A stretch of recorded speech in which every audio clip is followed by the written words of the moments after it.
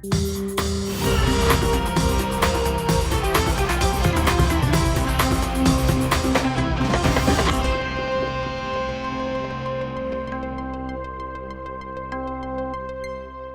aí, tá na expectativa pro Oscar? Vamos ganhar o prêmio de melhor filme, melhor atriz, vamos fazer história com Ainda Estou Aqui? O melhor esquenta pro Oscar vai acontecer no ICL, dia 25 de fevereiro, uma terça-feira, às 8 horas da noite.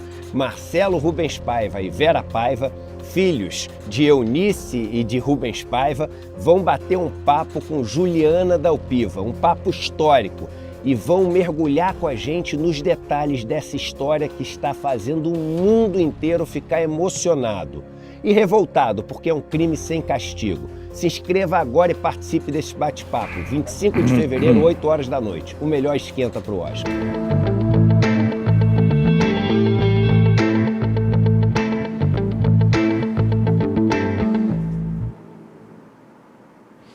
Olá pessoal, bom dia para vocês, são 7 horas e 1 minutinho, hoje é dia 18 de fevereiro de 2025, quero dar bom dia para todo mundo e dizer para vocês que eu sei que as pessoas estão apavoradas com a quantidade de eventos relacionados a acidentes e incidentes de aviões. Ontem foi chocante, né? Ver mais um avião lá no Canadá, de repente virar de cabeça para baixo, 8 pessoas se ferirem e tudo mais. Então vou começar o programa de hoje dizendo para você que está com receio, que tem alguma viagem marcada.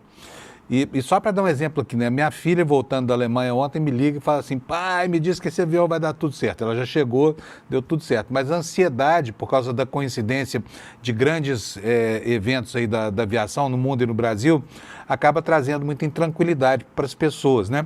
E eu sou piloto de avião, então quero começar o programa de hoje dizendo para vocês que não tem nada errado com essas estatísticas, tá? Na aviação, infelizmente, acidentes acontecem, como acontecem no trânsito, nas avenidas, nas rodovias, né? Como a gente cai também e se machuca. Quero dizer para você que está intranquilo que é muito mais fácil ganhar na Mega Sena sozinho do que morrer num acidente de avião. Vou dizer por quê. Você sabe que a aviação é praticamente uma ciência que vai transformando a si mesma na medida em que alguns eventos acontecem, principalmente eventos catastróficos, né, grandes acidentes. Tudo isso gera recomendações para que no futuro haja menos acidentes. E sabe qual é a probabilidade de uma pessoa morrer num acidente? Estou falando de morrer, não de sofrer um acidente, mas de morrer num acidente de avião. É de 0,80 e pouco, 0,9 por milhão de voos. Ou seja, se alguém optasse, por mais absurdo que isso possa parecer, assim, olha, eu quero morrer de acidente de avião, o que eu preciso fazer? Vou voar todo dia buscando um acidente. Sabe quantos anos levaria para essa tragédia acontecer com certeza? Mais de 25 mil anos fazendo um voo por dia, tá? Então pode tomar seu avião, vai tranquilo, tá tudo certo. O que houve agora é uma série de coincidências, mas no fim das contas, os números estão equilibrados, tanto no Brasil quanto no mundo, né? No ano passado, os jornais aí, muitas vezes mal informados, dizem que foi o pior ano da história da aviação, essa coisa toda, mas repara bem, houve 175 acidentes aéreos no ano passado. As estatísticas de fatalidades foram maiores, porque no Brasil nós tivemos o acidente da Voepaz, que matou de uma vez só 62 pessoas. E toda vez que acontece um acidente grande, aí as estatísticas de fatalidades aumentam, né? Mas as estatísticas de ocorrência continuam mais ou menos a mesma coisa. Só para você ter uma ideia, foram 173 acidentes e incidentes em 2015 e agora em 2025, 10 anos depois, foram 175, 2 a mais, né? A gente lamenta muito que tenha acontecido 2 a mais, que tenha acontecido um qualquer, mas do ponto de vista estatístico está tudo certo, a aviação brasileira é bastante segura, você pode entrar no avião tranquilo e se você por acaso for vítima de uma fatalidade, saiba que você nasceu azarado, tá? Porque é muitíssimo difícil. Inclusive, vou te dizer que é mais fácil você sofrer um acidente andando na rua do que dentro de um avião, tá bom? Isso posto, vamos começar o programa de hoje, gente? Bom dia de novo para quem está chegando por aqui. Olha, vou começar mostrando a capa do nosso site, do ICL. Quero dar bom dia para o Alex, que está me ajudando aqui na técnica. Bom dia, Panuso. Bom dia, tudo bom? Tudo bom ótimo. Dia para o pessoal da nossa técnica. Nós estamos aqui com o nosso site aqui, o ICL Notícias na tela.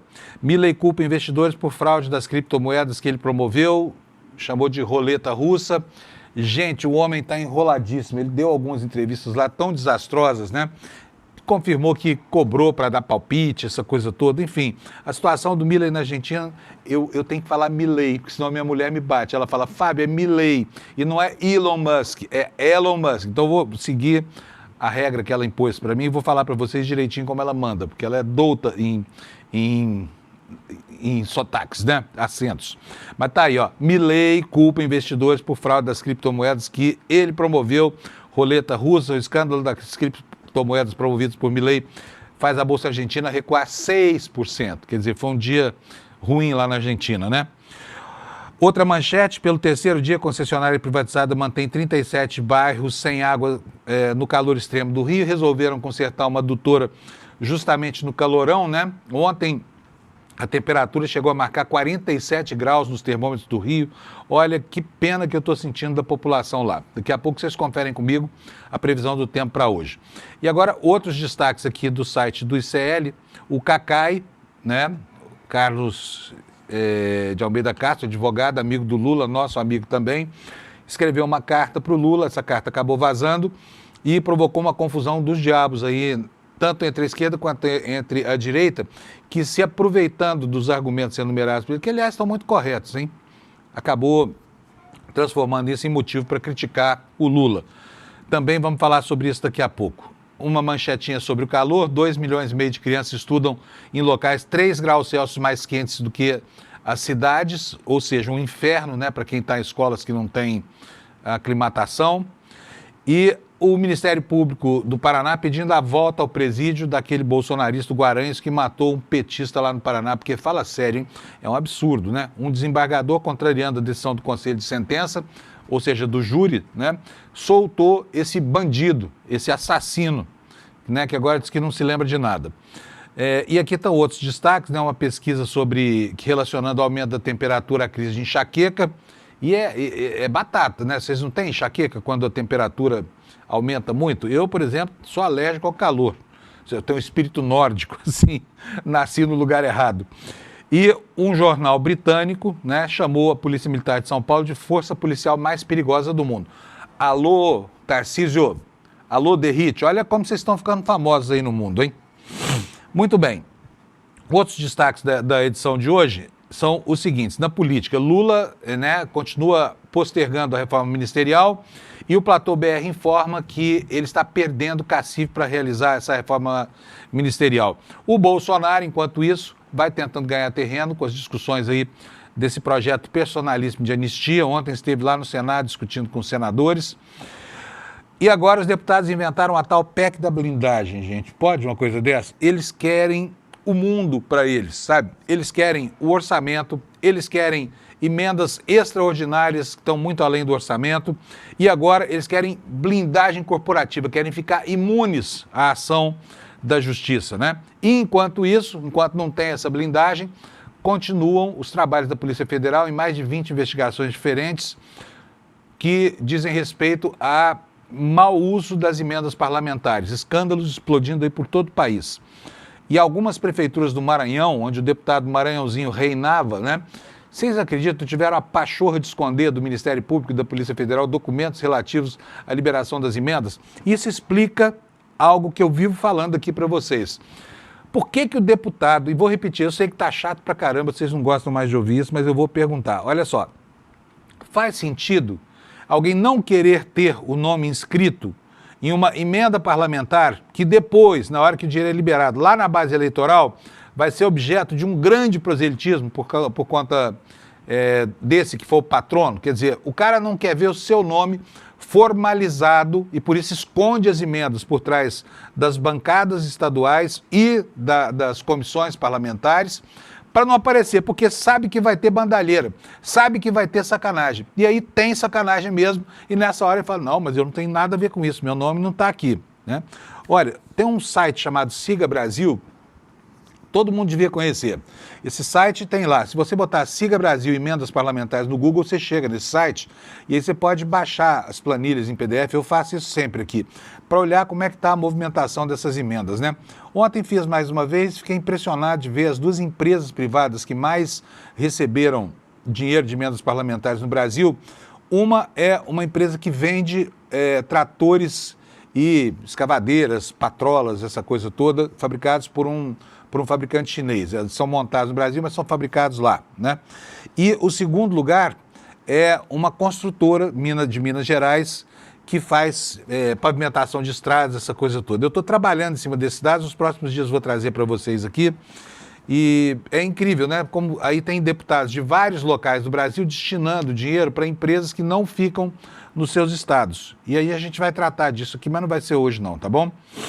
Bom, na seara internacional, como eu falei, a coisa lá na Argentina está chamando atenção, o capotamento do avião da Delta, sobre o qual eu já falei aqui, e o Trump também ameaçando transformar a guerra comercial em uma guerra de dívida lá na América, né? América em guerra contra o mundo. Nas informações gerais, a onda de calor sobre 6 estados brasileiros, o número de radares, vocês sabiam que aqui em São Paulo já é terrível, né? Você vai viajar pelas rodovias, você a todo momento passa por um pedágio e por um radar. E não sabe se tem mais radar ou mais pedágio, mas eu acho que tem mais pedágio do que radar, porque, né, são 2 maquininhas de faturar dinheiro do motorista. E agora o governo do estado pretende dobrar até maio o número de radares. Portanto, cuidado aí, você que acha que dá para dar aquela aceleradinha, não vai dar mais não, hein? Bom, é isso. Vamos começar aqui, gente. Começar como eu faço todo dia com a previsão do tempo. Alex, olha aí, olha o mapa do Brasil hoje, gente. O que está falando esse mapa aí? Olha, nós temos alertas aqui no extremo oeste do Brasil, toda essa região central aqui, o alerta aqui é para chuvas intensas, né? Sorte dessa parte grandona do Brasil aqui, 2/3 do território. Nós temos outro alerta aqui sobre o estado do Paraná, alerta de tempestades aqui, acompanhando o andar dessa onda de calor, né? E no interior do Rio Grande do Sul também tempestades, Rio Grande do Sul e Santa Catarina hoje. Vamos ver como é que vai ficar a previsão do tempo, né? Vai ser, gente, olha, cariocas e fluminenses. Ontem nem foi o Rio de Janeiro, foi Niterói, a cidade mais quente do Brasil, marcou 42,8 graus. É inacreditável. É um calor que faz mal pra gente, né? E hoje, olha só, vou começar aqui pelo Sudeste.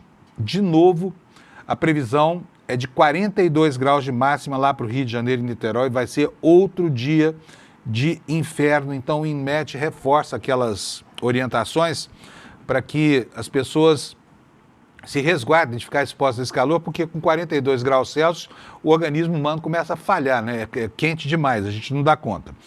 Aí, lá em Vitória, poucas nuvens, 34 graus de máxima. Em Salvador, desculpa, gente. Enfim, coisas deste ar-condicionado.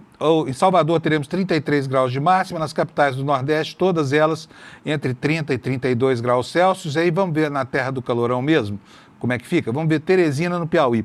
Gente, a temperatura em Teresina, máxima hoje, 30 graus, hein? Fosse aqui em São Paulo, o pessoal já estava tirando cachecol do armário, lá no Rio de Janeiro. São 12 graus a menos do que no Rio de Janeiro. E Teresina é considerada a cidade mais quente do Brasil, né? A capital mais quente do Brasil.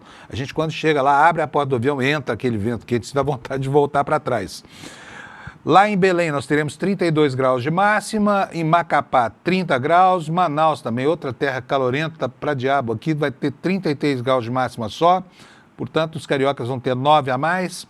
Porto Velho, 32 graus, em Cuiabá, 33 e em Campo Grande, 35 graus.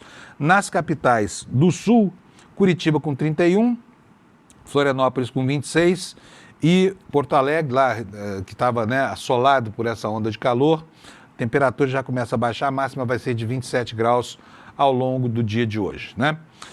Vamos começar agora com o noticiário político ou vamos começar a falar sobre esse acidente do avião que impressionou todo mundo. Eu vou mostrar para vocês aqui, vamos começando com isso.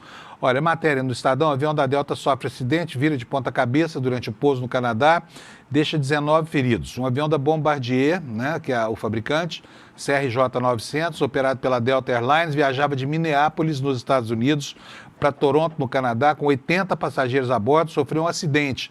Virou de cabeça para baixo durante o pouso na segunda-feira. Houve 19 feridos, incluindo 3 em estado mais grave, segundo a agência Associated Press. o aeroporto confirmou no X que um incidente ocorreu, nem chamou de acidente. Por que será? Não sei, né? Um incidente ocorreu com o voo da Delta de Minneapolis, que 76 passageiros e 4 tripulantes foram contabilizados. A Delta disse em comunicado que o acidente aconteceu às 15h30. Olha só que coisa impressionante, gente. E eu não sei como é que foi que esse avião, que a cabine do avião, né, resistiu a um impacto desse tamanho, mas foi para a sorte dos passageiros, né? Vocês podem ver que nem tudo na aviação inspira fatalidades a cada ocorrência, né? E segundo autoridades do aeroporto de Toronto, equipes de resgate foram enviadas ao local e os passageiros foram retirados em segurança. Uma neve forte foi registrada na cidade durante a tarde, mas não há explicações oficiais para as causas do acidente. De acordo com o Serviço Meteorológico do Canadá, o aeroporto estava sofrendo com rajadas de neve e ventos de até 51 km por hora e rajadas de 65 km por hora. É muito vento, hein? Principalmente quando bate na lateral do avião, né? No sentido transversal à pista. Mas está aí, felizmente, né? Poderia ter sido uma tragédia muito pior, não foi essa tragédia toda. Ainda sobre o aumento de temperatura, hoje o Viva Bem do UOL traz uma reportagem. Essa reportagem pode ser interessante porque tem muita gente preocupada com qual é o limite para o corpo humano suportar o calorão que está acontecendo por aí, né? E essa matéria tenta explicar isso. Vou ler então aqui um trechinho para vocês, principalmente para o pessoal do Rio de Janeiro, ter em mente o que pode fazer, né? Porque amanhã, hoje e amanhã ainda teremos um calor enorme lá no Rio. A coisa só começa a refrescar e assim mesmo pouca coisa, hein? Lá para quinta-feira, segundo a meteorologia. Olha, quais são os riscos e limites para a saúde humana?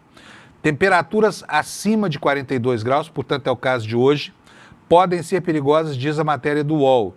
Em câmaras de exposição, em testes com pessoas jovens e saudáveis, o risco começa quando a temperatura chega aos 42 graus. Esses ambientes, porém, não produzem um mundo real, não reproduzem um mundo real, onde a tolerância pode ser ainda menor, conforme o conforto térmico dos espaços em que as pessoas vivem, as doenças crônicas e também a faixa etária de cada um. Um estudo feito pela Universidade Penn State, nos Estados Unidos, diz que o limite para o corpo saudável é de 31 graus Celsius. Portanto, hoje, a maioria das capitais do Brasil já está além desse limite, porque as temperaturas estão acima dos 31 graus. E isso assim quando o ambiente está com 100% de umidade relativa do ar, tá? Contudo, o calor sentido pelas pessoas também depende de fatores como vento, esforço e radiação solar. Problemas com transpiração podem agravar a regulação da temperatura no corpo. Quando a temperatura e a umidade estão altas ao mesmo tempo, a transpiração não ocorre de forma eficiente, aumenta a sensação de calor percebida pela pessoa. E as diferenças regionais também impactam no quanto a pessoa é capaz de aguentar o calor. O nosso corpo, segundo essa reportagem, se adapta a situações. Em São Paulo, as pessoas, por exemplo, começam a sofrer quando o calor passa dos 28 graus Celsius. Em Teresina, né, a capital considerada mais quente do Brasil, embora o Rio de Janeiro tenha batido há séculos, é claro, né, as pessoas aguentam bem até os 34 graus Celsius sem sentir muito incômodo, tá? Então, juízo e cautela. Olha, quente mesmo tá a coisa lá na Argentina, né? Porque o presidente, não sei se porque é tonto demais, não parece que seja, ou se é esperto demais, parece bastante que é o caso, está enfrentando lá uma barafunda porque se meteu a dar uma de youtuber, de influencer, para promover uma espécie de jogo do tigrinho das criptomoedas, né? Um jogo de perde-perde. E vocês acompanharam, na sexta-feira passada ele deu uma tuitada lá recomendando investimentos numa memecoin, uma moeda dessas que vem e vão, né? Chamada Libra, com um cifrão na frente. Essa moeda foi lançada. No minuto seguinte, os próprios autores da moeda, do software da moeda, quando ela se valorizou, 6, 8 minutos depois, apareceram vendendo tudo e as cotações despencaram, né? E só os espertalhões que compraram no minuto zero é que ganharam dinheiro. Um monte de gente foi lesada e aí vem as consequências, né? Como diz o provérbio, as consequências vêm depois. E agora o Milei está enfrentando lá a barafunda toda que criou com o seu incentivo, com a sua palavra, né? Com o seu public merchandising a favor de um golpe picareta que lesou essa gente toda. E ontem a Bolsa Argentina reagiu, né? Ontem foi o primeiro dia útil depois desse escândalo e está aí na tela para vocês que o Alex colocou. Bolsa Argentina afunda quase 6% após escândalo de Milei, como quer a minha mulher, com criptomoeda. A ação judicial diz que promoção da criptomoeda por Milei afetou mais de 40 mil pessoas, com perdas de mais de 4 bilhões de dólares, tá? 4 bilhões de dólares, 20 bilhões de reais. Vou ler aqui um trechinho da reportagem para vocês. O principal índice de ações da Bolsa de Buenos Aires, o SP Merval, caiu 5,58% na segunda, depois que o presidente Milei elogiou uma criptomoeda chamada Libra, que logo depois sofreu uma forte desvalorização. Uma juíza argentina foi designada nessa segunda para investigar o caso. A investigação foi atribuída aleatoriamente à veterana juíza federal Maria Servini, depois que a mídia local informou que mais de 100 queixas foram apresentadas ao judiciário. A justiça agora deve determinar se Milei incorreu em associação ilícita, fraude e descumprimento dos deveres de funcionário público, entre outros delitos. Aspas. Denunciamos que Milei fez parte de uma associação ilícita que organizou uma fraude com a criptomoeda Libra, que afetou simultaneamente mais de 40 mil pessoas, com perda de mais de 4 bilhões, afirmou em um comunicado o Observatório do Direito da Cidade, cujos advogados lideram uma dessas ações. A denúncia inclui, entre outros, Julian Pé, CEO e fundador da Keep Network e Keep Protocol, empresas que participaram da criação da Libra, e o presidente da Câmara dos Deputados, Martin Menem, que repostou a mensagem de Milei na sexta-feira no X. Segundo o documento judicial, o fato de que o presidente Milei e outros líderes de seu partido, La Libertad Avança, promoveram o token, conferiu legitimidade ao projeto para que milhares de investidores confiassem. Agora quero perguntar, Alex, vou perguntar para você. Oi. Tá? Você recebeu o salário aqui do ICL. Aí você vê, não vou falar do Lula não, tá? Você vê o Bolsonaro na televisão, porque o Milei é muito parecido com o Bolsonaro, né? Lembra do tempo que o Bolsonaro foi presidente, tá? O Bolsonaro fala assim, olha, vai surgir aí uma criptomoeda nova, muito boa para você enfrentar a inflação, invista o seu salário, você investiria? Não. Não, você não investiria. Se fosse o Lula, você investiria? Investiria. Pois é. Eu não investiria nem se fosse o Lula, sabe? Não é papel de presidente da República ficar orientando investimento privado de ninguém. Isso é papel da Débora Maganha, que daqui a pouco, aliás, vai falar conosco aqui no Desperta de hoje, tá? O presidente se meteu nessa porque atuou como consultor. O picareta mor dessa história toda apareceu ontem, eu mostrei a entrevista dele aqui para vocês, dizendo que era assessor do Milei, tá? Então, assim, um ambiente super conturbado e não adianta, né? Só se os argentinos forem muito indulgentes, né? Só se os argentinos forem muito indulgentes mesmo para permitir a esse pilantra do Milei, né? Contar uma piada dessa, promover um golpe, lesar tanta gente e sair incólume, né? Vamos ver como é que está o nível de indulgência lá da Argentina. Será que o efeito Orloff de antigamente... Você se lembra do efeito Orloff?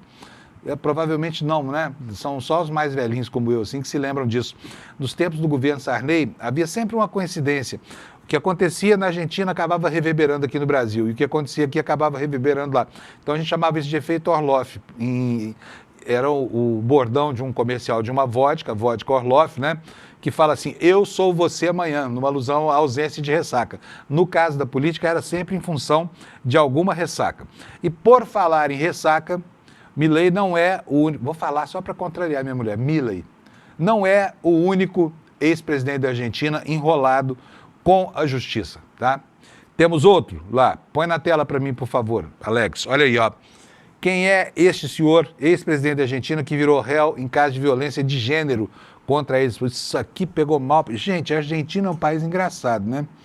Olha, eu vou te falar, eu gosto da Argentina, tá? Não tem nada contra a Argentina, não. Mas eles estão numa onda lá que, pelo amor de Deus, hein? Pelo amor de Deus. Alberto Fernandes, vocês se lembram, depois do final do mandato dele, foi acusado pela Fabiola Yáñez, que é a ex-mulher dele, de todo tipo de ameaça que ele, inclusive, negou. Então, vou ler aqui para vocês um trechinho, porque nós temos hoje dois, um atual e um ex-presidente da Argentina, enrolados aí com coisas escabrosas, né? Um com o jogo do tigrinho das criptomoedas e o outro com Lei Maria da Penha lá, que não existe, né? Mas vamos lá, a matéria diz o seguinte: o ex-presidente da Argentina, Alberto Fernandes, virou réu nesta segunda, depois que a Justiça Federal do país o indiciou pela acusação de violência de gênero contra a Fabiola Yáñez, a sua ex-esposa e também ex-primeira-dama. Ele é acusado, olha só, de causar lesões graves e ameaças em um contexto de violência de gênero contra a sua companheira. Além do indiciamento, o juiz federal Julián Ercolini, vou falar direito aqui, senão minha mulher me implica comigo. O juiz federal Julián Ercolini ordenou congelamento de bens do ex-presidente no valor de 10 milhões de pesos argentinos, cerca de 50 mil reais. Portanto, o castigo econômico até que não é grande, né? Segundo a imprensa argentina, Fernandes está sendo acusado em razão de 2 episódios específicos. Quando teria dado um soco no olho de Yáñez em junho de 2021, resultando em um hematoma que persistiu por vários dias, e quando teria apertado com força o braço da ex-esposa em agosto do mesmo ano, causando outros ferimentos. E, além disso, responderá por agressões morais e ameaças constantes com o suposto intuito de impedir que Yáñez o denunciasse à justiça. Na decisão, o que disse o juiz? Disse que aplicava um condicionamento econômico de forma a manipular e continuar exercendo poder e controle sobre Yáñez. As provas que embasam o indiciamento incluem imagens dos ferimentos, um depoimento da ex-primeira-dama, prints das conversas entre os dois por aplicativos de mensagens. Muito triste, né? E aqui vocês veem, olha, como ficou o rosto da ex-primeira-dama argentina. Olha, isso demonstra, isso prova que não basta estar em lugares privilegiados dos círculos relacionais, não basta a pessoa ser escolhida, aclamada pelo povo, não basta, né, o poder todo que tem, elas continuam, né, principalmente os homens continuam sendo seres abomináveis quando rompem com tudo que foi ensinado a eles pelo processo civilizatório. Então a gente espera que isso seja muito bem apurado e que ao final do processo esse homem seja apenado. E aqui no Brasil, quem está sendo apenado, adivinha quem que é? Paulo Maluf. Paulo Maluf, que a vida inteira zombou da justiça, né? Que está velhinho, dizem que está ótimo, apareceu outro dia como se estivesse muito decrépito, mas eu tenho informações de dentro da casa de que está muito bem, mas está bem de saúde, né? Em compensação, a situação judicial dele também inspira muitos cuidados. Olha só a manchete aí, manchete do UOL. Maluf teve uma casa na praia, uma mansão, o comércio na Augusta e outros imóveis. Pode botar na tela, Alex, por favor. Alex? Daqui a pouco ele põe na tela para vocês. Casa na praia, comércio na Augusta, vários imóveis. Aí, obrigado, Alex. Os imóveis foram penhorados pelo Maluf. Uma mansão em frente para a Praia da Enseada, no Guarujá, comércio na Rua Augusta, um apartamento no centro da capital paulista. Tudo isso, né? Imóveis do Maluf foram penhorados pela justiça após o ex-prefeito. Adivinha o que ele fez? Ele foi condenado a devolver 417 milhões de reais aos cofres públicos, tá? Por quê? O Maluf foi condenado porque ele deu uma de espertalhão e tentou transformar um símbolo de campanha em símbolo do governo. Um trevo de 4 folhas com os corações. Ele usou esse símbolo na campanha, depois ele privatizou o governo do estado como se fosse uma marca dele e colocou lá o mesmo símbolo, foi condenado, né? E aí agora está perdendo esses imóveis todos aqui, olha, mansão, esses imóveis aí na Rua Augusta, um apartamento lá no centro da cidade, tudo isso penhorado para o pagamento dessa indenização que o Maluf deveria ter pago e não pagou. Portanto, ele tem patrimônio ainda, né? Mas a fortuna dele está sendo drenada por essas coisas todas, porque os malfeitos dele, em vida ainda, né, estão produzindo resultados desfavoráveis, que é raro na história do direito brasileiro. Agora, é preciso viver muito, né? Além dos 90 anos de idade, para começar a sofrer as consequências dessa vida torta, né, que orientou a carreira política desse meliante. Bom, gente, é o seguinte, aqui no Brasil nós estamos tendo confusões aí com relação na seara petista, porque está um clima muito complicado. A gente teve aí 2 pesquisas revelando que a popularidade do Lula está sendo erodida, né? Enfim, o governo errou a mão algumas vezes, está pagando um preço muito caro, PIX, toda essa especulação com dólar, mas principalmente a inflação dos alimentos. E mesmo informações excepcionais, como, por exemplo, a de que o PIB fechou em quase 4% ano passado, não conseguem ser percebidas pela população, né? Começam as críticas que são naturais, a gente mesmo aqui se reserva o direito de, no caso, eu me reservo o direito de criticar o governo, porque a crítica construtiva leva à correção dos rumos, né? Quando a gente não percebe os problemas, a gente não consegue corrigi-los. E o Lula agora começa a se deparar com isso. Um amigo dele, o Cacai, o Cacai, que é um grande amigo, teve a vida inteira com o Lula, um advogado progressista, militante da causa da luta antifascista. O Cacai escreveu uma carta para o Lula nesse fim de semana. Essa carta acabou indo parar em sites que vazaram o documento.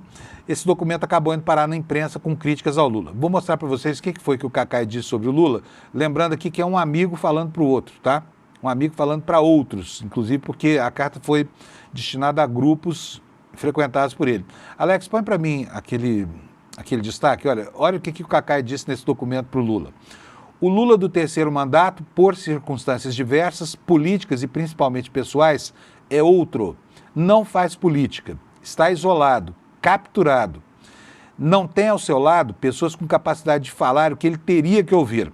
Não recebe os velhos amigos políticos e perdeu o que tinha de melhor. Sua inigualável capacidade de seduzir, de ouvir, de olhar a cena política. Outro dia, alguns políticos me confidenciaram que não conseguem falar com o presidente. É outro Lula que está governando.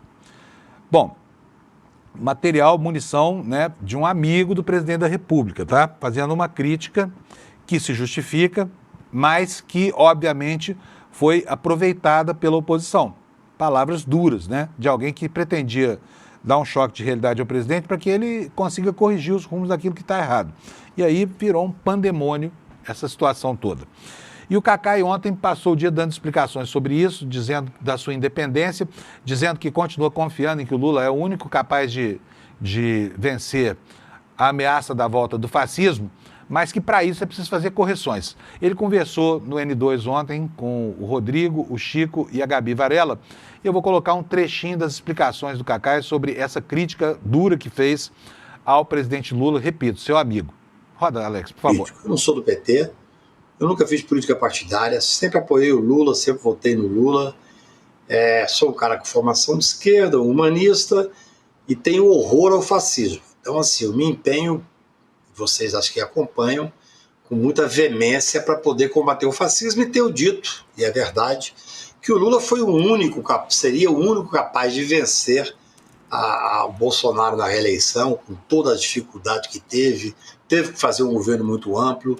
Mas eu já advoguei para 4 presidentes da República, para mais de 80 governadores, vários senadores, e ouço muito em Brasília. Não faço política partidária, não sou homem de frequentar palácios, nunca fui ao Palácio da Alvorada, nunca fui à Granja do Torto, não tem por que fazer isso. Sou advogado, mas ouço que realmente tem tido uma série de dificuldades.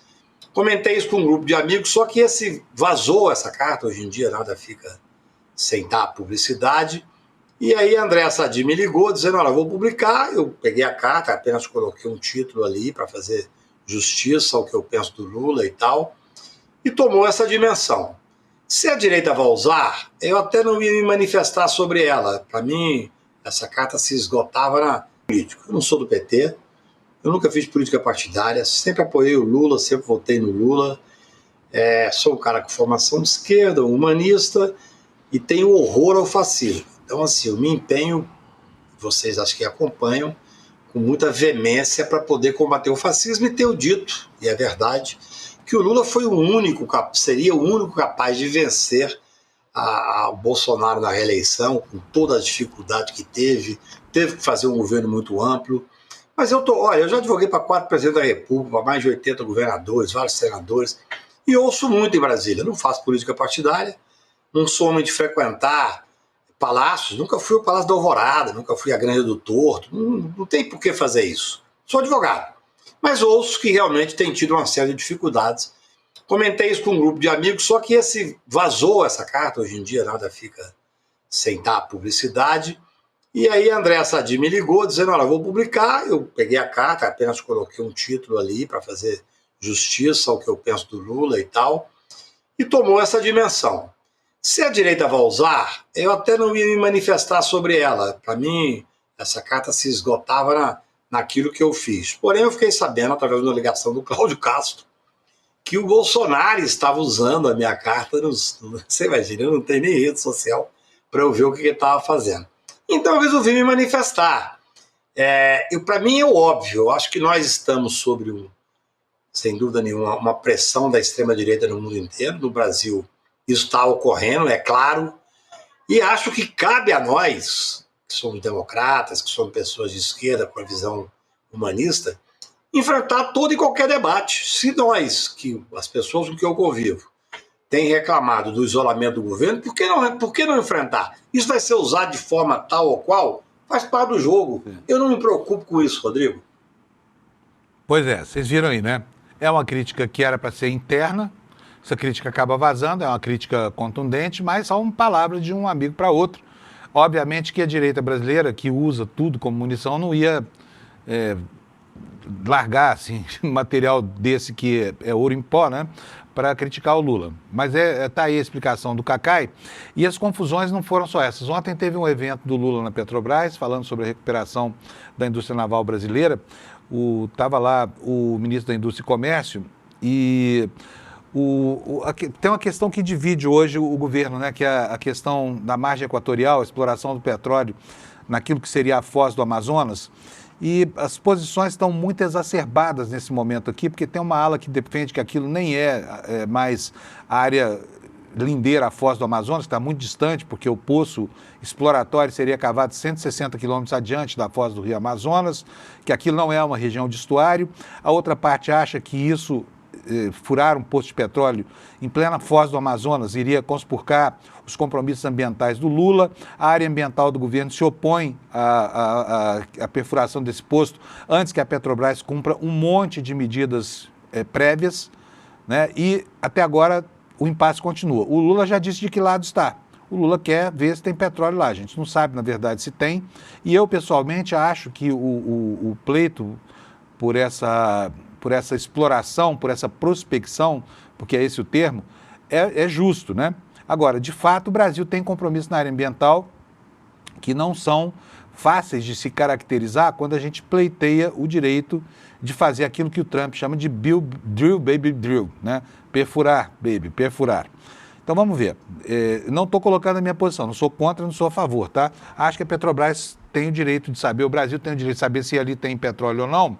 Depois, o que vai ser feito disso, a gente não sabe. É óbvio que se tiver uma imensidão de petróleo ali, como tem na Venezuela, como tem na Guiana, esse petróleo provavelmente não ficará embaixo da terra, porque o mundo ainda tem uma economia dependente de petróleo e hoje nós temos um novo paradigma no planeta, né, que despreza os compromissos ambientais, mas que parece criar uma nova hegemonia lá em relação ao comportamento da América do Norte. Então, vamos ver como é que vai dar isso. Mas ontem o ministro da Indústria e Comércio das Minas e Energia, o Alexandre Silveira, da Indústria e Comércio é o vice-presidente da República. O Alexandre Silveira, ele disse com todas as letras que sim, que a Petrobras vai perfurar esses poços. Vamos ver um trechinho da fala do ministro. É assim, presidente Lula, que o Brasil utiliza seus recursos naturais, com segurança e sustentabilidade, sem ganância ou imprudência.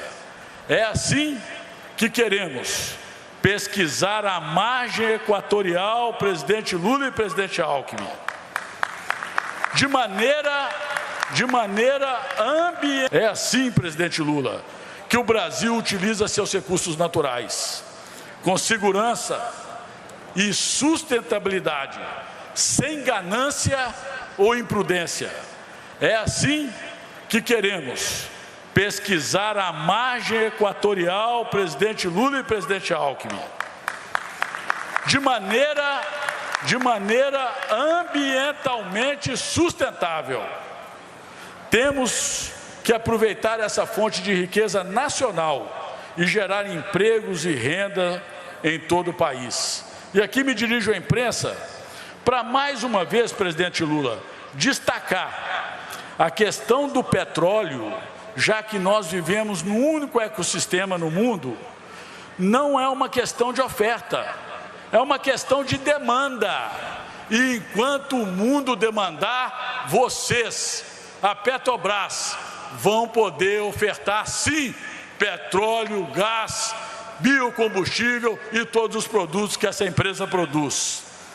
Os resultados positivos das nossas reservas vão acelerar a transição energética do Brasil. Digas de passagem, com muito orgulho em alto e bom tom, nós temos que sempre dizer: nós somos, presidente Alckmin, o líder da transição energética global. Essa transição energética deve ser justa, inclusiva, equilibrada e sustentável. É soberania nacional. A certeza que o ministro Alexandre Silveira tem não existe na área ambiental do governo. Então, o problema está formado. Agora, é uma democracia e é lícito que todo mundo participe dessa discussão, né? E o Lula, que estava nesse evento, também discursou ali e tentou explicar para o povo brasileiro, está fazendo um contra-ataque aí, um contra-ataque retórico às investidas da oposição, porque a oposição esqueceu completamente a pauta de costumes e agora adotou a pauta de economia para tentar fustigar o governo e parece que está sendo bem sucedido a julgar pelos resultados das pesquisas de opinião. Mas ontem o Lula foi no ponto. Ele falou o seguinte, explicou para as pessoas como é que o preço é formado e que a Petrobras nem sempre é culpada de tudo, e que a população precisa saber disso até para xingar a pessoa certa. Vamos ver a fala do Lula. O povo brasileiro não tem as informações necessárias para que ele possa fazer juízo de valores. Ele não tem. Então, quando sai um anúncio do diesel, da gasolina, do gás, a Petrobras leva fama, o governo federal leva fama e muitas vezes a Petrobras não tem culpa nenhuma. Eu vou dar um dado para vocês aqui. O povo não sabe que a gasolina sai da Petrobras a R$ 3,04 e que na bomba ela é vendida a R$ 6,49. Ou seja, ela é vendida pelo dobro do que ela sai da Petrobras. Mas quando sai o aumento, o povo pensa que é a Petrobras que aumentou. E nem sempre é a Petrobras, porque cada estado e cada posto tem liberdade de aumentar a hora que quer. E os impostos pagos são ICMS para os estados, como o último aumento que teve agora. E o óleo diesel sai da Petrobras a R$ 3,77. E o cara vai no tanque, vai encher o tanque do carro, ele paga R$ 6,20 um litro de diesel que saiu a R$ 3,27. Mas o mais grave é o preço do gás. O povo não sabe que o botijão de 13 quilos de gás, de 13 litros de gás, sai da Petrobras a R$ 35. É o que sai da Petrobras. Entretanto, depois que ela é entregue, independente do estado, ele chega a R$ 140, a R$ 132, a R$ 120, depende do ICMS que é cobrado no estado. Então, na verdade, o povo paga o triplo do preço que ele sai da Petrobras. E eu estava dizendo para a máquina que é importante informar a população disso, para o povo saber quem xingar na hora que aumenta, para o povo saber quem é o filho da mãe disso. O povo saber quem xingar, mas é isso mesmo, tem que xingar o cara certo, não dá para xingar o cara errado, né? É isso que a extrema-direita tenta fazer no Brasil, tenta levar toda a culpa de tudo que está acontecendo, da desgraceira toda para a esquerda, e nem sempre isso é verdade, né? Por falar em extrema-direita, eles também estão as turras lá, tá? As coisas não estão pacificadas lá para o lado deles, não. Vou mostrar para vocês aqui agora o que a revista Fórum captou aí, olha. O Carlos Bolsonaro está revelando crise na organização dos atos que são puxados pelo pai dele, né? Bolsonaristas marcaram uma série de manifestações em defesa da anistia para os golpistas do 8 de janeiro. O ex-presidente Bolsonaro e Silas Malafaia convocaram novas manifestações para o começo de março. O Malafaia é o Richelieu, né, gente? Fala sério, hein? Que coisa. Ele não se conforma com o seu papel, que é o papel de evangelizador. Ele, aliás, se esqueceu completamente, assim como se esqueceu do Novo Testamento. Mas, enfim, vamos lá.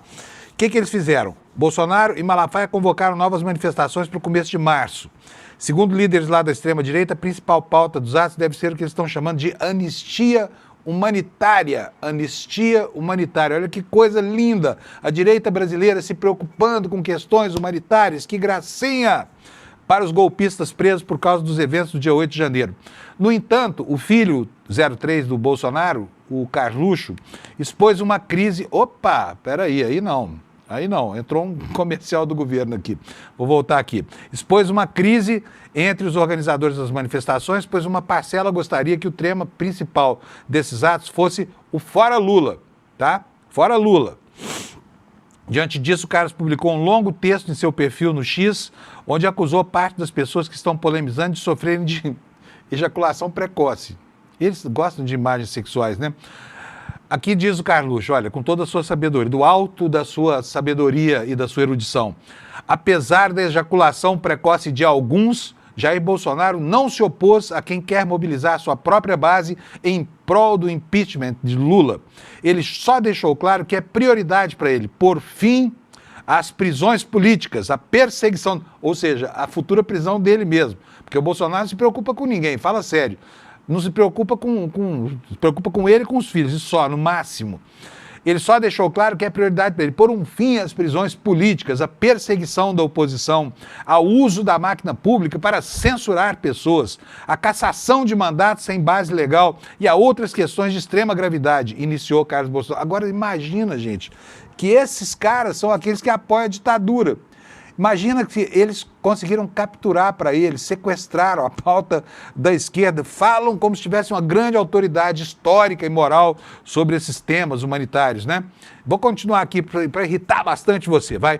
O vereador pela cidade do Rio continua. A prioridade dele é clara, conseguir a anistia, aliviar o sofrimento de milhares de brasileiros que foram arrancados de forma covarde das suas famílias. Sobre os 711 mil que ele matou com a sua procrastinação da vacina, não falou uma palavra. Agora está todo dolorido por causa, né, dos bagrinhos aí. Ele está se lixando para esses bagrinhos.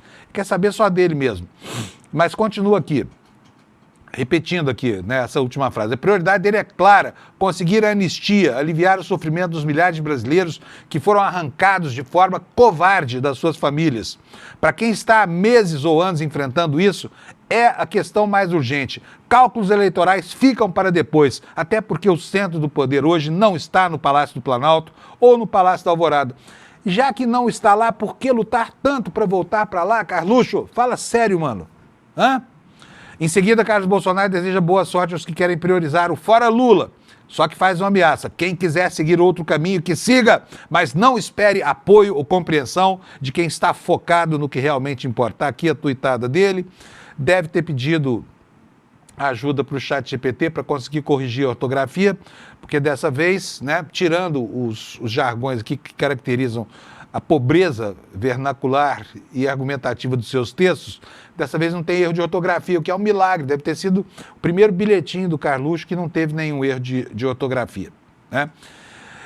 Bom, seguindo aqui com o noticiário, o que fez o pai do Bolsonaro? Em sintonia com o que disse o filho, né, querendo direcionar a pauta para a questão dessa anistia sem pé nem cabeça, está aqui o que fez o Bolsonaro ontem numa matéria do jornal O Globo. À véspera da denúncia, Bolsonaro se reúne com senadores da oposição para tratar estratégias sobre anistia. Ele está acreditando mesmo que vai ter essa anistia, hein, gente?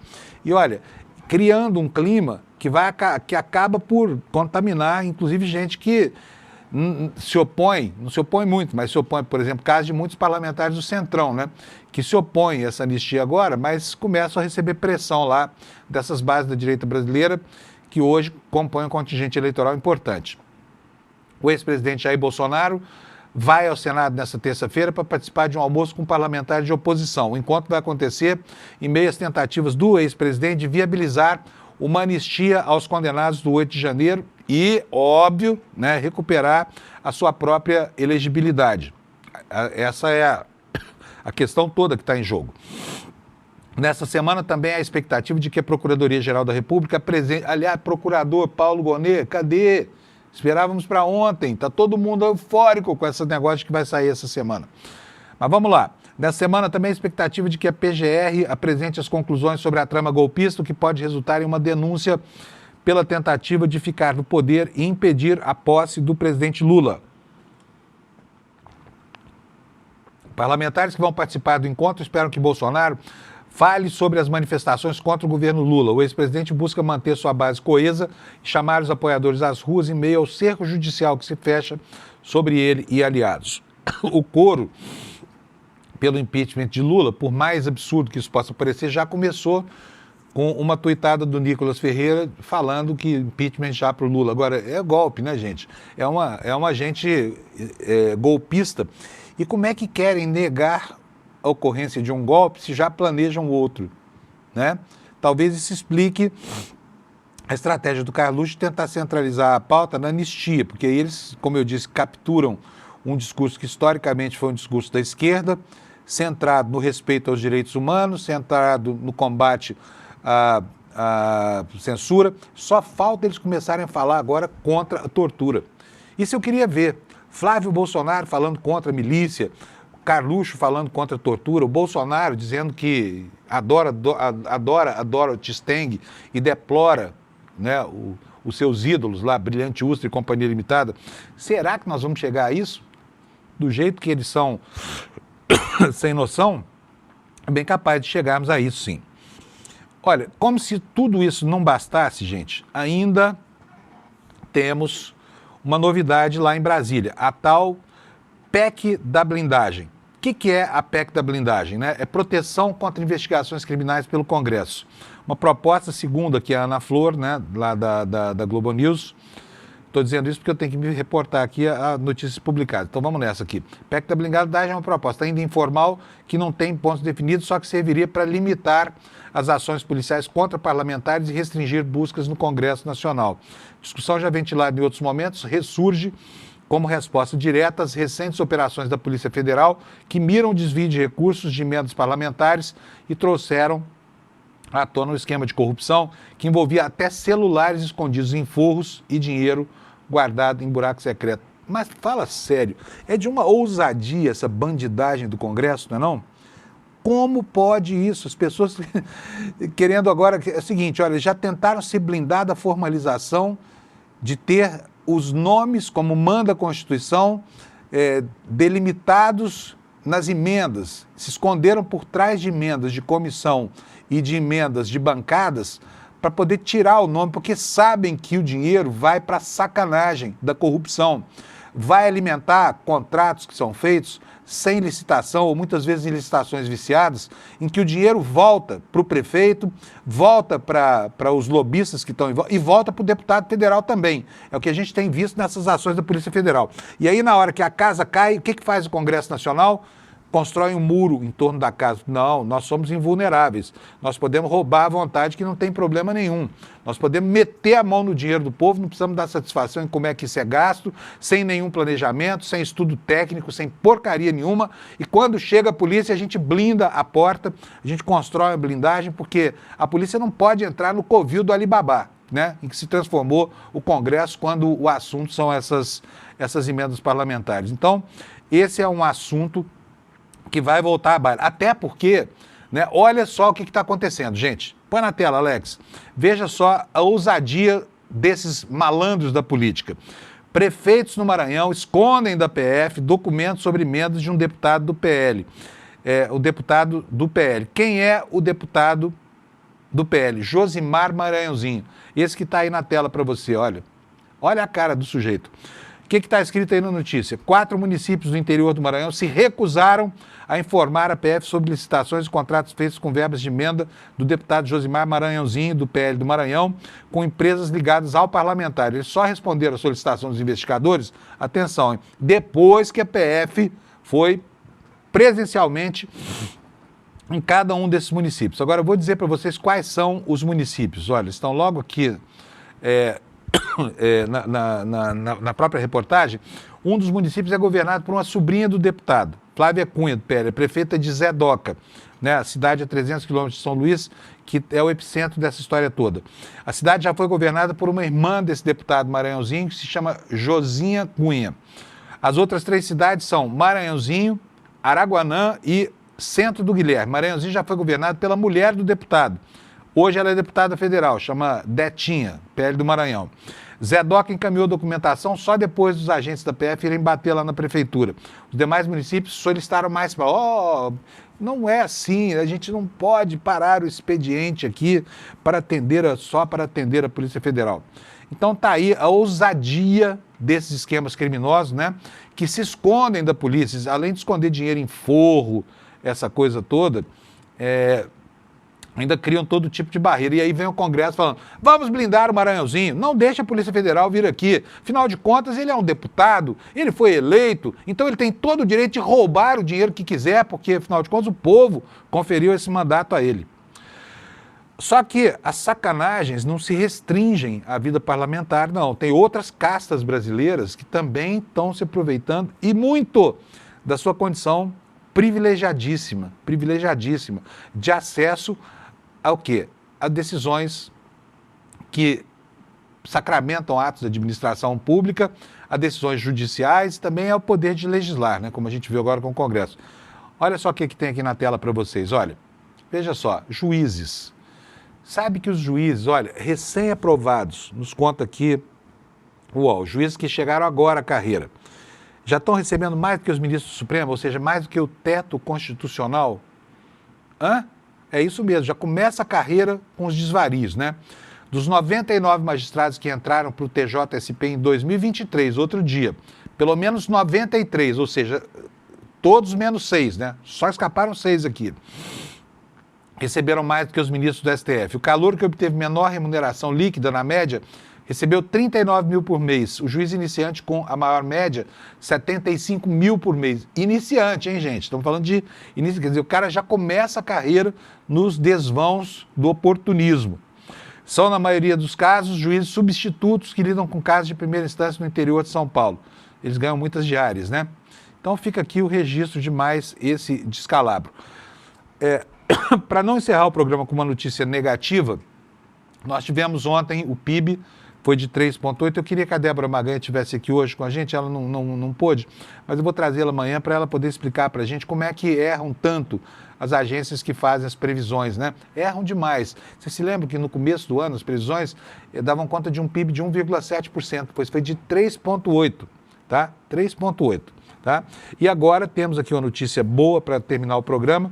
O mercado, essa entidade incorpórea, que o pessoal conhece mais mesmo como Faria Lima, está revendo as apostas para a Selic porque a economia está esfriando demais. Indicadores abaixo do esperado no Brasil provocam forte descompressão das taxas dos contratos de depósito interbancário e começam a mudar a percepção sobre o nível de juro básico. Tá? Então tá aí. Primeiro sinal de desaceleração. É tudo que um banqueiro quer, né? Desaceleração da economia. Já pensaram?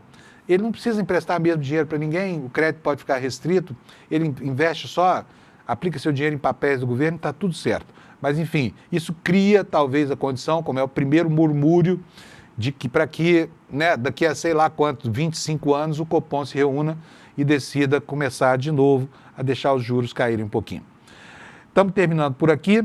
Antes de terminar, quero recomendar para vocês esse evento que está aí na tela, Crime Sem Castigo, né, no dia 25 de fevereiro, como disse o Eduardo Moreira agora há pouco, vai ser o melhor esquenta para o Oscar. Vão estar aqui a Juliana, a Vera Paiva, o Marcelo Rubens Paiva e o Eduardo Moreira, discutindo, né, o que a Juliana acabou transformando em livro, né, como é que foi a prisão, o sumiço de Rubens Paiva, essa página triste da história brasileira. Então, na véspera do Oscar, no dia 25 de fevereiro, na terça-feira, eles vão estar aqui para discutir com vocês isso aí e eu espero que vocês aproveitem bastante essa oportunidade, mais uma criada pelo ICL, tá? Para que você não se esqueça, faz logo a sua inscrição, é gratuito, não paga nada, tá? É um evento que não tem nenhum interesse econômico aqui. O link está bem aqui embaixo, ó, despertaicl.com.br. Você entra aí, já lá deixa a sua inscrição, aí o próprio ICL vai avisar você para você não esquecer no dia, tá? Mas a gente vai te lembrar. Olha, bom dia para vocês todos, boa terça-feira, um beijo para todo mundo, obrigado pela audiência e amanhã a gente se encontra aqui às 7 da manhã. Tchau! No dia 20 de janeiro de 1971, no auge do terrorismo de Estado durante a ditadura do Brasil, o ex-deputado federal Rubens Paiva foi levado à força da casa dele, no Rio de Janeiro, por um grupo de militares. E ele nunca mais foi visto com vida. O ex-deputado foi torturado e assassinado por um grupo de militares dentro do DOI-CODE. O caso se tornou um dos mais conhecidos e emblemáticos da história do Brasil. Durante muitos anos, os militares se esforçaram para esconder todos os rastros do crime. Além de assassinar o Rubens Paiva, eles também ocultaram o corpo dele. Isso tornou o ex-deputado um desaparecido político. Eu sou Juliana Dalpiva, sou colunista do ICL e estou aqui para convidar você para um encontro especial, onde a gente vai receber 2 filhos do Rubens Paiva, o Marcelo e a Vera Paiva. Nesse encontro, a gente vai esmiuçar e revelar todos os bastidores desse crime que até hoje emociona o Brasil. A gente espera você aqui no ICL no dia 25 de fevereiro, uma terça-feira. O encontro é online e sem replay. Eu te espero lá.